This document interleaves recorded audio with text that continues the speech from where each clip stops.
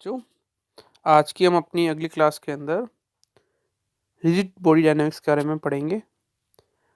हमने अपनी जो यूनिट पढ़ी है उस यूनिट के दो पार्ट है, इलास्टिसिटी और रिजिड बॉडी डायनामिक्स।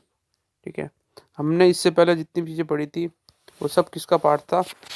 वो इलास्टिसिटी का पार्ट था। अब अपन आगे जो पढ़ेंगे वो होगा रिजिड बॉडी डायनामिक्स का पार्ट। ठीक है, इसके अंदर अपन सबसे पहले बात करते हैं घूर्णन गति के समीकरण के बारे में बात करते हैं। वैसे रिजिड बॉडी होती क्या है?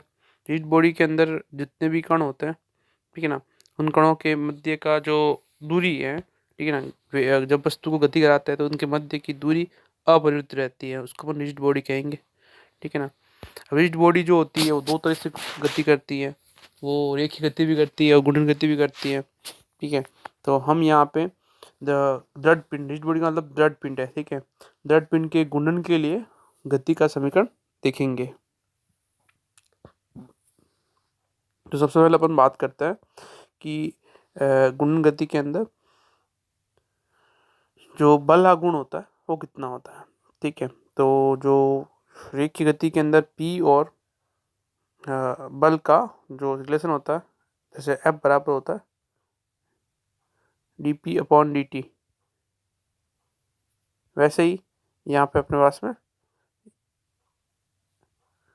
यहाँ पे टाउ का रिलेशन रहता है। ठीक है, तो जो टाउ का रिलेशन रहेगा वो क्या रहेगा?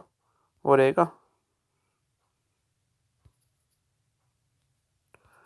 रहेगा अपने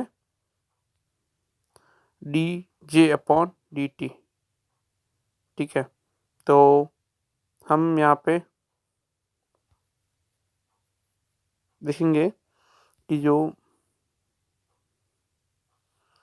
जो बल आघूर्ण है टाउ, वो बल आघूर्ण कितना है? dJ/dt है। ठीक है, बल आघूर्ण का मान dJ/dt है। अब आगे अपन देखते हैं कि J जो होता है वो क्या होता है? J बराबर आई ओमेगा। ठीक है, कोणीय संवेग और ये रिलेशन अपन ने पढ़ रखा है। ठीक है ना, ये रिलेशन J बराबर आई ओमेगा कहाँ से निकला? अपने 11th क्लास के अंदर पढ़ रखा था कि जो कोणीय संवेग होता है P बराबर, रेखीय संवेग की बात करते पहले, P बराबर एम वी। ठीक है, तो M जो है वो क्या है? द्रव्यमान की जो जगह लेगा वो होगा आई, जड़त्व आघूर्ण, और V है जो है रेखीय वेग को रिप्लेस करेगा कोणीय वेग। ठीक है, तो अपन ने कोणीय संवेग का जो फॉर्मूला पढ़ रखा है वो है J बराबर आई ओमेगा। ठीक है, इसके साथ ही अपने पास में जो रिलेशन आ गया वो कितना आ गया? टाउ बराबर अपने यहाँ पे वैल्यू पुट की dJ/dt की। ठीक है, तो यहाँ से जो J का फॉर्मूला है वो क्या है? आई ओमेगा। ठीक है, आई ओमेगा का मान अपन ने इसमें रखा। ठीक है, तो टाउ बराबर क्या आया? I D omega upon d T.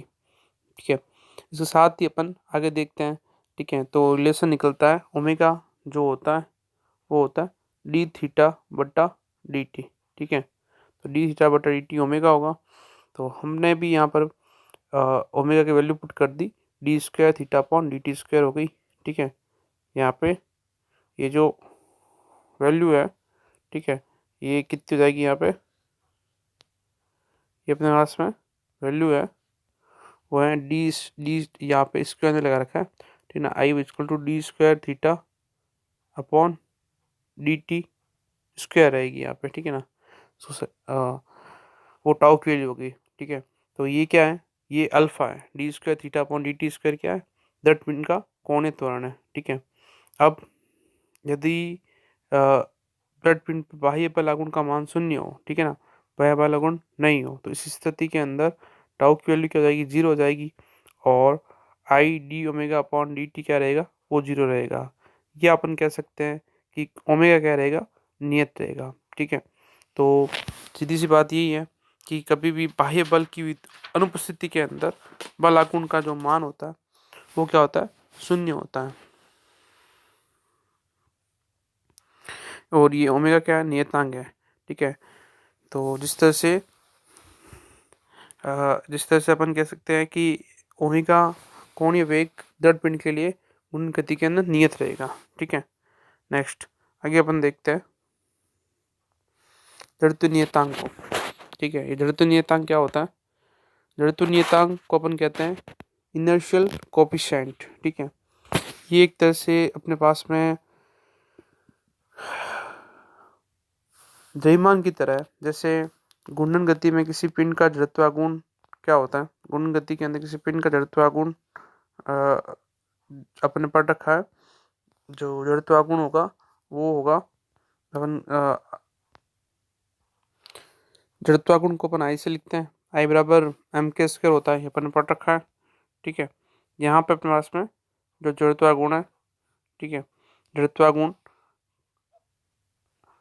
का वही कार्य होता है घूर्णन गति के अंदर। जड़त्वागुण का वही कार्य होता है जो रेखीय गति के अंदर किसी वस्तु के द्रव्यमान का कार्य होता है। ठीक है, पिंड का जो द्रव्यमान होता है उस तरह से अपने यहाँ पे जड़त्व नियतांक होता है, जड़त्वागुण होता है। ठीक है, नेक्स्ट चीज, जिस प्रकार किसी पिंड के द्रव्यमान को उस पिंड के जड़त्व गुणांक के रूप में, ठीक है, मतलब जितना अधिक पिंड का द्रव्यमान होगा जड़त्व उतना ही ज्यादा होगा।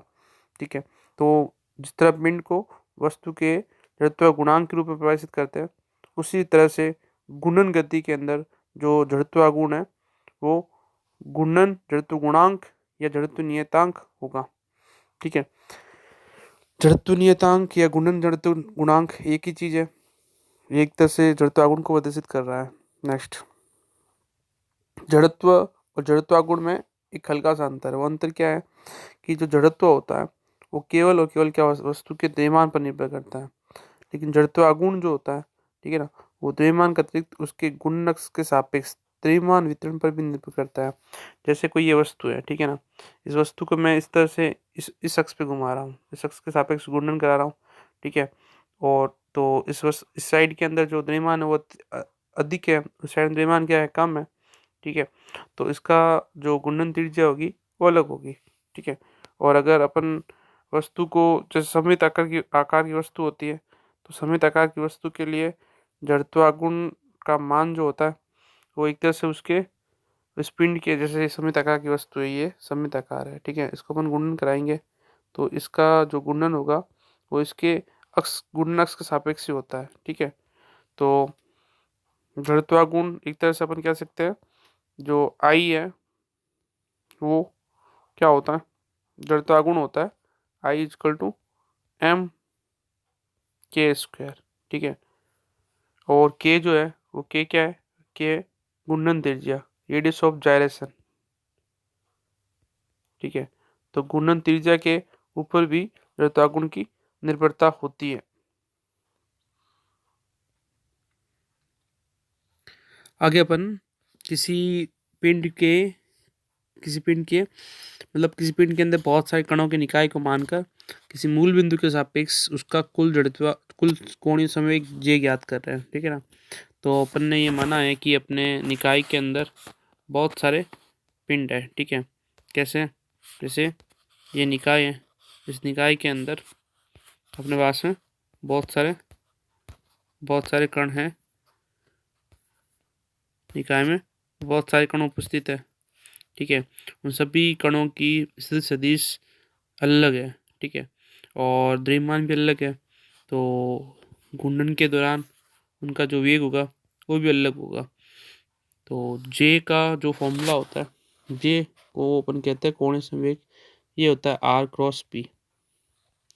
पी क्या हो गया अपने एम इंटू वी, ये के संवेग। ठीक है, पी की वैल्यू पुट की MI/VI और एम को अपन ने रखा बार, तो अपना जो फॉर्मूला आया कोणीय संवेग का, जे बराबर सिग्मा MI/RI/VI। अब अपन इसको सोल्व करते हैं आगे। तो VI जो होता है रेखीय वेग होता है। ठीक है, यहाँ पे रेखीय वेग VI है, इसको अपन कोणीय वेग इसमें बदलेंगे, कोणीय वेग के अंदर बदलेंगे इसको। ठीक है, तो कोणीय वेग कितना होगा, कोणीय वेग होगा V बराबर ओमेगा इंटू आर। तो वैल्यू पुट करेंगे नेक्स्ट समीकरण के अंदर, तो कितना हो गया अपने पास में, यहाँ पे V की जगह वैल्यू पुट कर दी omega into r, omega into r. अब यहाँ पे अपने पास में तीन वेक्टर है। ठीक है, R into omega into R. तो A cross B cross C, ठीक है, ये प्रॉपर्टी अपने पास में A cross B cross C की प्रॉपर्टी हो जाएगी B into A dot C, ठीक है, यहाँ बीच में डॉट लगा रखा है, B A dot C minus C A dot B, ठीक है। तो इस प्रॉपर्टी से ये सर्व समीका है A cross B cross C की, ठीक है। इस सर्व समीका से अपन इस R cross omega I cross R I इसको ओपन करेंगे, ठीक है। तो क्या मिलेगा, आर डॉट आर, ठीक है, आर डॉट आर हो जाएगा यहाँ पे आर स्क्वायर,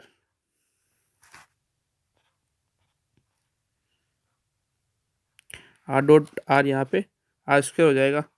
तो यहाँ पे क्या हो जाएगा,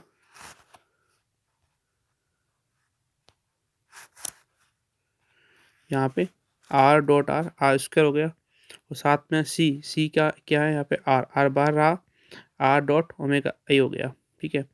नेक्स्ट, अब यहीं पर अपन इस जड़त्व कोणीय संवेग जे को अलग घटक ले रहे हैं, जे एक्स जे आई और जे जेड। इस स्थिति के अंदर ओमेगा की वैल्यू क्या हो जाएगी, ओमेगा भी ओमेगा एक्स आई ओमेगा वाई आई वाई जे और ओमेगा जेड के कैप है, और आर जो है वो क्या है, एक्स आई कैप वाई जे कैप और जेड के कैप, ठीक है। इसके साथ में ये अपन वैल्यू तीनों के तीनों घटक इसके अंदर पुट करेंगे, जे के अंदर, जे की जगह जे एक्स आई कैप जे वाई जे कैप जे जेड के कैप, और यहाँ पर ओमेगा की वैल्यू रहेगी ओमेगा एक्स आई कैप ओमेगा वाई जे कैप ओमेगा जेड के cap are I square minus are I vector क्या हो जाएगा, एक्स आई कैप वाई जे कैप जेड के कैप। नेक्स्ट, आर की वैल्यू पुट कर दी, एक्स आई कैप वाई जे cap Z के cap dot omega, omega x आई cap omega Y जे cap omega Z के cap हो गया, ठीक है। यहाँ से अपन ने इसको ओपन किया, कहाँ से, यहाँ पे आई कैप और ये यहाँ पे जो वैल्यू है इसकी, ठीक है, इन दोनों से अपन ने जेड एक्स है जेड एक्स वही, तो यहाँ पर एक तरह से अलग लिख रखा है। नेक्स्ट, आगे अपन ये देखेंगे, यहाँ पे अपने क्या किया, यहाँ पे अपने इन दोनों को डॉट कर दिया, एक्स को ओमेगा एक्स आई कैप से तो ओमेगा डॉट एक्स हो गया, और ओमेगा वाई को वाई से, ठीक है, और ओमेगा जेड को अपन ने इसे डॉट कर रखा है। आगे अब अपने यहाँ पर भी एक्स वाई जेड, ठीक है, और यहाँ भी एक्स वाई जेड हो गया। अब इन गुणांक की तुलना कर रहे हैं, जब जे एक्स का गुणांक लेंगे तो अपने पास में रहेगा यहाँ पे एम आई ओमेगा एक्स, ठीक है, और यहाँ पे आर आई स्क्वायर, और इन दोनों से आएगा अपने पास में एक्स आई स्क्वायर, ठीक है। प्लस के अंदर तो वापस अपने पास में जो अगला पद है वो वाई का रहेगा, जो यहाँ पर है, ठीक है, वो का वो यहाँ पे जैसे जे एक्स